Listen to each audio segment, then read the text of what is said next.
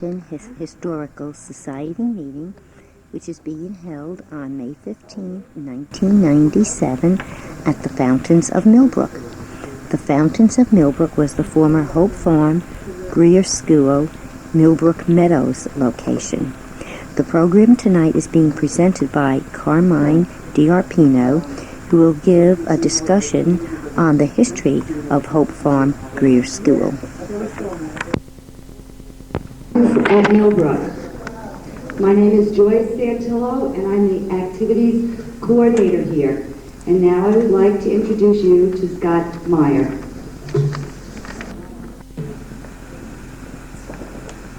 As you can see, this area has had tremendous changes over the years. Now Carmine is going to give us those changes, a few of them, because there were many more that have taken place that were done geologically. Carmine.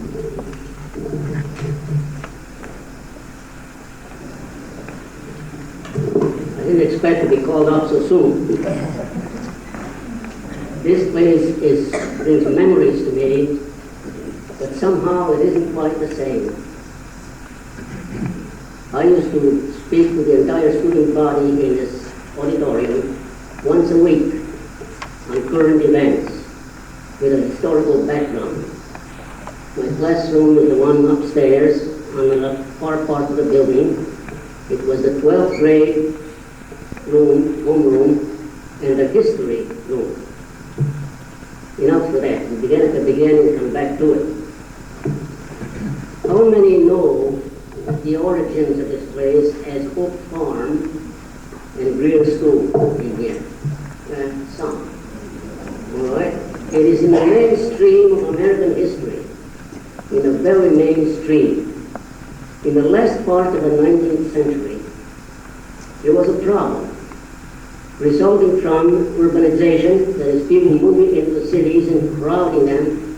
The cities were growing too fast, and the factories and work, and the victims, some of the victims were the children. They somehow were neglected, some of them.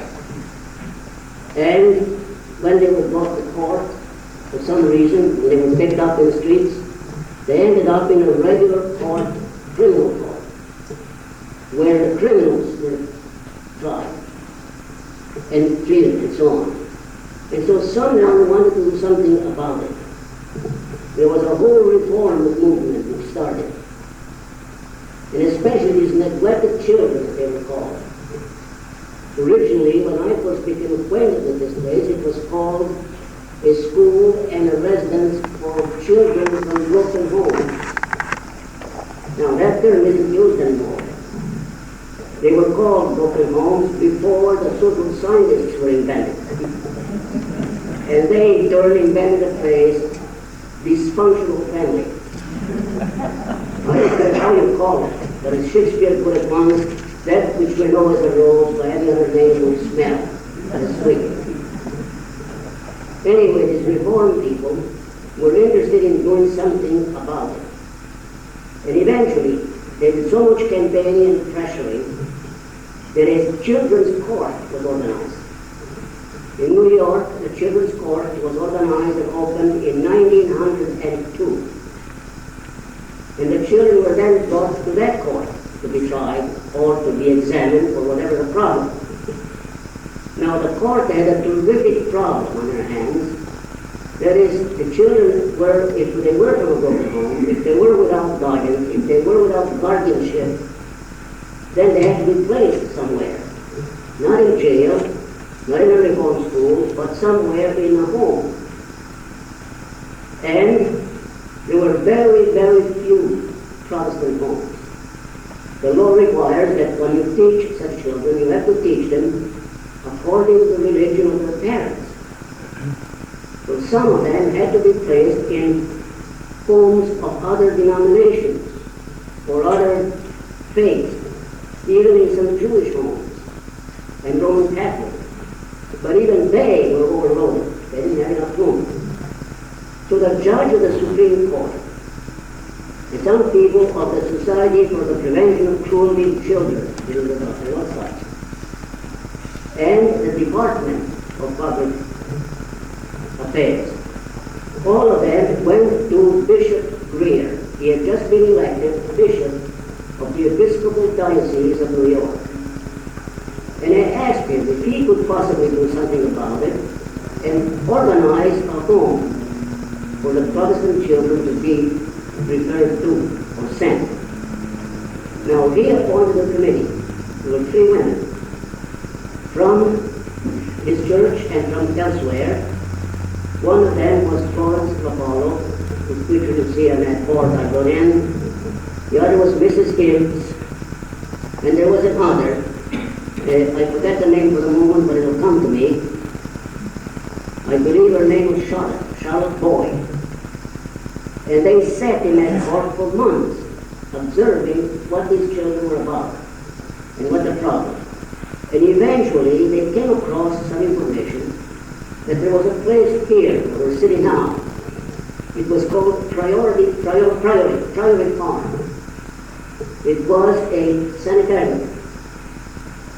And it was operated by a lay order of the Episcopal Church, the Brothers of Nazareth. And they were in trouble financially. It wasn't working. And they were willing to sell it for $16,000 mortgage that they had to pay. They bought it. They bought the place. And it was in terrible condition. It needed repairs. It needed to be put in shape. The main house, which you no longer have, which was the actual place, the sanitarium, had to be repaired. And some of the first people taken, some of the first children were placed in that house as sleeping quarters, among other things.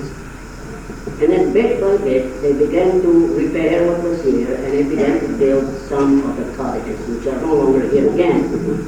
I have pictures of all those cottages on the bottom of that thing I put on a tripod, with the names thereunto written. So by 1909, some of the cottages were all ready to go, 1 or 2, and the camp, believe it or not, the camp opened in 1909, which is downhill from the camp. And eventually, Daisy Cottage, also in 1909, was built. Most of you don't even know where that is or was. It was across from the gymnasium, which is downhill now, in that open field. The gymnasium, by the way, was on the corner right out here, before it was moved. And in 1910, Marcy Cottage, just on this side of where the gymnasium is now, was built. The chapel, or the church, called the Chapel of the Child, was built in 1915 and dedicated. Some of these were gifts, some of these were donated. And then, by 1911, they had organized an 8th grade school. They had 8 grades. And first graduation was in 1911 also. Now, by 1923, they had added 2 more grades, and they had 10. Eventually, it became a high school, all 12 grades, elementary and high school. Now, by 1917, the original director of the school, the Reverend Hazard, who had been engaged or hired from he was the rector of an Episcopal church. And in 1917, he resigned. He wanted to do work for the war effort. He went to work in the shipyard. And eventually, after the war, he was rector of St. Peter's Episcopal Church in Lithgow, on the other side of Millbrook, from 1923, I believe, to 1948. I had the pleasure of interviewing the man.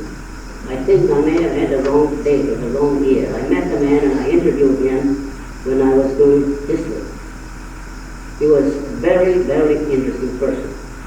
When he resigned in 1917, the one who became the director or the superintendent was his wife. She replaced him, Betty Heather, Mrs. Heather. By the way, originally when they opened, the man in charge was called a warden.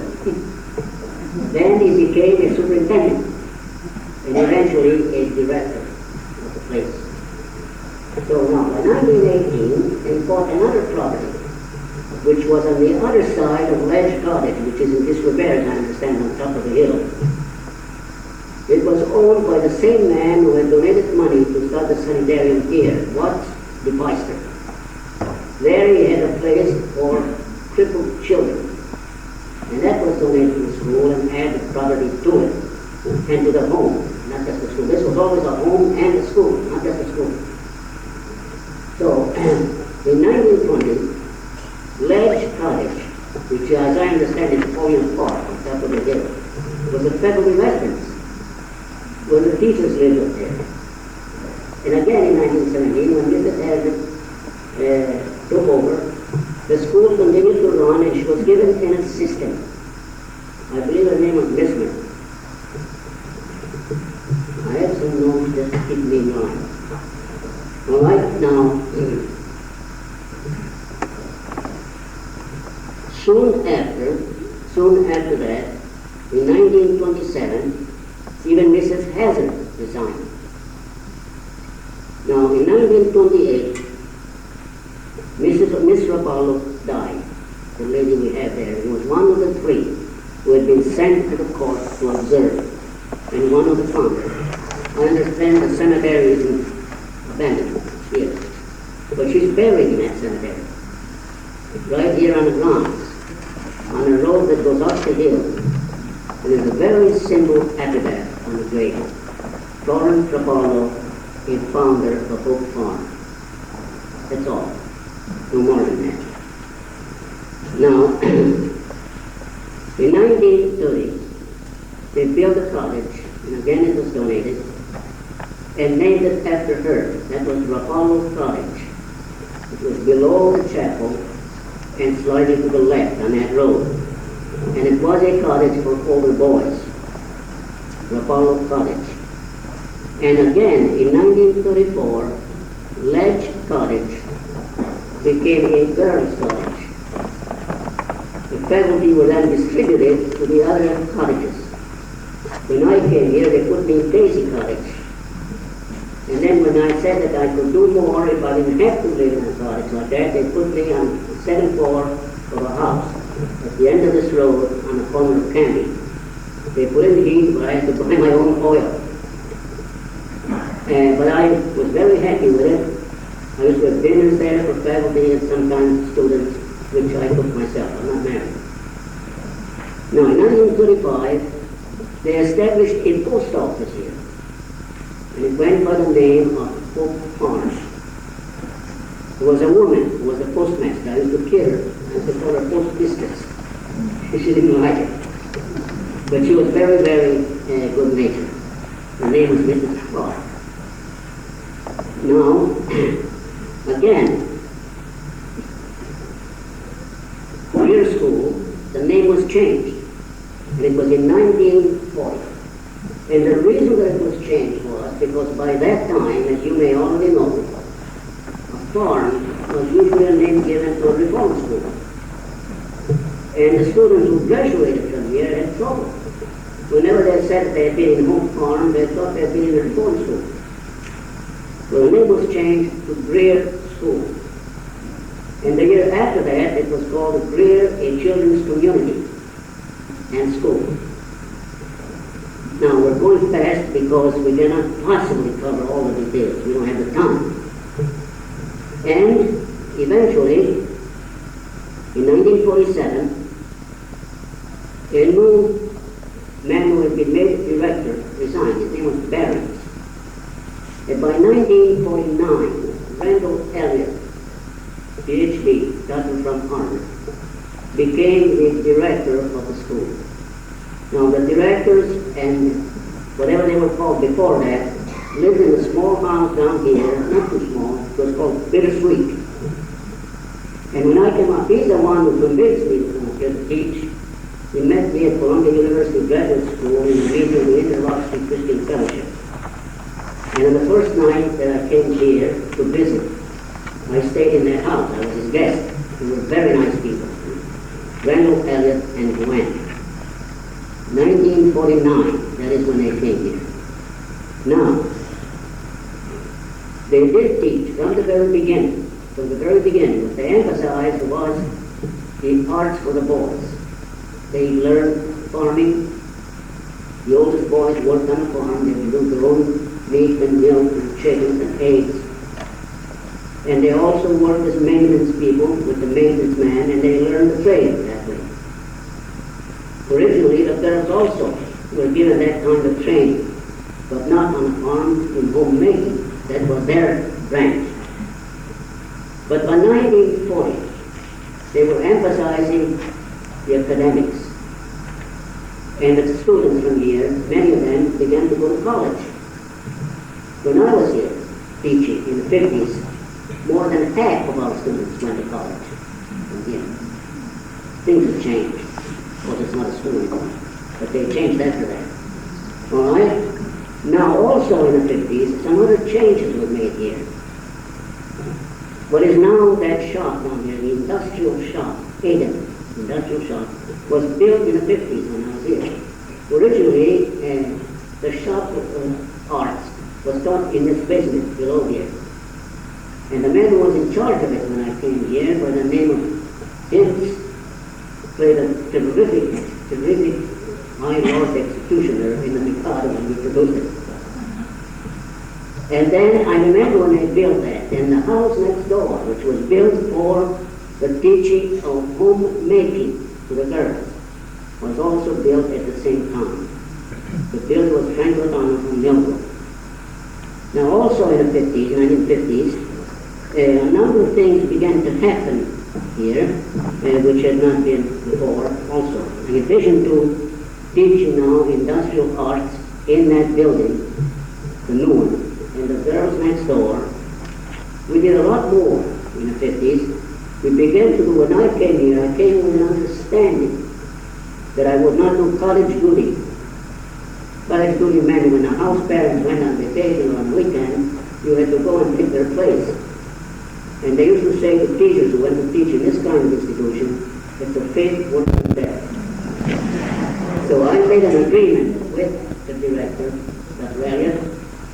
If I did the dramatics, if I did the shows here, then would I have to do college duty? He said, no, do the dramatics and you don't have to do college duty. So we did a lot here. We saw these pictures on the board of the Mikado. That was the first production. It was done here. This was it. There was a proscenium arch, there was a curtain, there was a backstage, and if you saw that Japanese garden in the photograph in the garden, I painted that on that back wall. And it was a huge success. Now I have to tell you a story about it. How many know the Mikado? Some of you do. You remember that song that the Mikado sings, my object all sublime, I shall achieve in time, to make the punishment fit the crime, and so on. And one of the examples that he gives is about the Lord High Executioner. No, I'm sorry, not about him. It was a billiard shop. You remember that song? He's a billiard shop, his room is extremely barred, he's near to dwell in a dungeon cell, on a spot that's always barred, and then he plays extravagant magic on 50 stainless balls, with a float on through a twisted cue, and he lifts the billiard balls. Now, Mr. King, the director here, administrator, he played the guitar. And he had written some words on the back of his fan. And wouldn't you know, right at the beginning of that song, about the billiard shot, he forgot his line. Now, the general conference is in the room here. He stopped, he looked at her, and he says, let's take it off the hand from the billiard shot. Right in the middle of the show. And we laughed, and I never forgot that. I could never do it. Other shows that we did were also Gilbert and Sullivan, the Gondoliers, Stations, the Five Different Sands. We also did the Twitter Mouse. And along with that, once every year was a musical, and then we had strip plays, including such things as Arsenic and Old Lace. Now, the operettas and musical shows were faculty and students mixed. The other plays were students only. We had fun. Now, there were a couple of other things which used to happen. The area you heard of Bennett College, the Bennett School. Miss Bennett, in the earlier days, used to have a day for the children of Greer School, the whole farm, on the campus. And they gave them a huge party.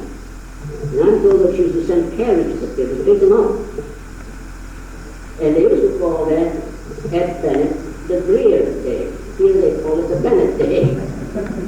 And it became a habit that the students, the children who lived here, each of them had his or her Bennett. The girls who took care of them or gave them gifts or whatever when they had a party. That's one of the things that was done, which was no more after a while. It also died out. This was a wonderful place. It was a great place. Summer camp was terrific. And the children had a good time, etc. Now, I'm sorry to say that when I come here now, or even soon after I left here in 1959, and not too long after that, they asked me to substitute for some teachers, which I did a couple of times, and I was amazed how the place had changed in such a short time. Maybe I shouldn't say this. They had security men on the floors. A different kind of young children from New York were coming up. And it was no longer the same place. In a way, I was glad I had gone. And in others, I was very, very sad. But Greer School, Hook Farm, or anything you want to call it, was a terrific place and a great work for children who needed it. Thank you.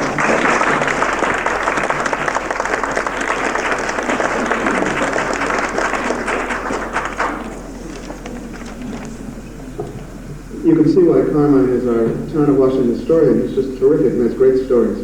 Are there any questions for Carmine?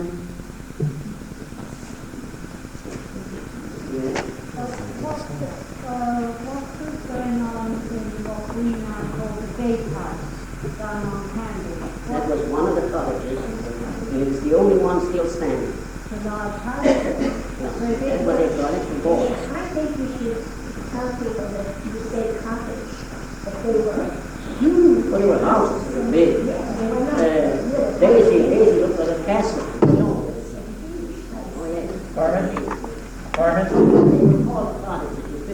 Carmen, Yes. we had 30 children in each cottage. Yes? 30 children. There were 30 children in each cottage. What, in the 50s. Yeah. So that gives you an idea. There were 8 cottages. I don't think that included farm. Well, that's So what they there were were close called. to 300 children here at one time. And the other place, yeah. And in Daisy Cottage, the top floor, the babies and cribs. You had a nurse, a night nurse. I had a one-room apartment on that floor when I first came. Remember Mrs. McKinley? Of course I do. Yes. She was a nurse and she had all those babies. No. They lived right here, across the way, across the road. And a wonderful woman. Her daughter is still around, but her son-in-law died. Yes.